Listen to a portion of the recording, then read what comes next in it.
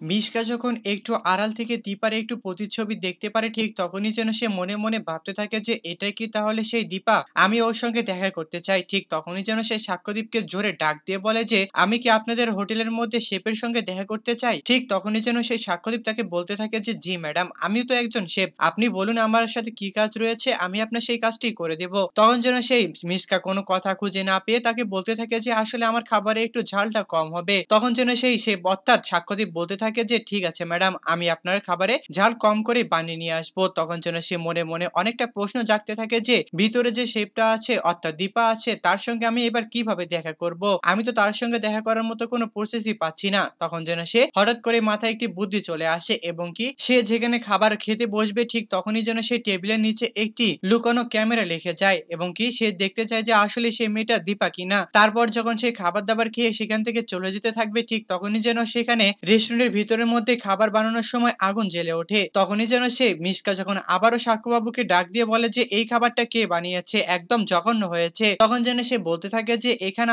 তখন যেন সে সাক্ষ্যদীপ তাকে বলতে থাকে যে আমাদের হোটেলে সবচেয়ে ভালো রাঁধুনি সে আপনার এই খাবারটি বানিয়েছে, আমার কাছে মনে হয় না যে আপনার এই খাবারটি এতটা পরিমাণে খারাপ হয়েছে। তখন যেন সেই মিশকা বলতে থাকে যে আমি আপনাদের এই শেফের সঙ্গে দেখা করতে চাই। তখন যেন সেই সাক্ষ্যদীপ বলতে থাকে যে আসলে আমাদের হোটেলের মধ্যে কিছু সমস্যা হয়েছে, যার কারণে আমরা একটু শেফকে পার্সোনাল ভাবে রেস্ট নেওয়ার জন্য পাঠিয়ে দিয়েছি বাড়িতে। হ্যাঁ বন্ধুরা, অনুরাগের ছোঁয়া ধারাবাহিক নাটকের আগামী পর্বগুলোতে আমরা ঠিক এমনটাই দেখতে পারবো। আর আপনারা যদি আমাদের চ্যানেলে নতুন হয়ে থাকেন তাহলে চ্যানেলটিকে অবশ্যই একটি সাবস্ক্রাইব করে দিবেন। আর আজকের এই বিষয়টি আপনাদের কাছে কেমন লেগেছে তা অবশ্যই আমাদেরকে কমেন্ট করে জানাতে একদমই ভুলবেন না। ধন্যবাদ।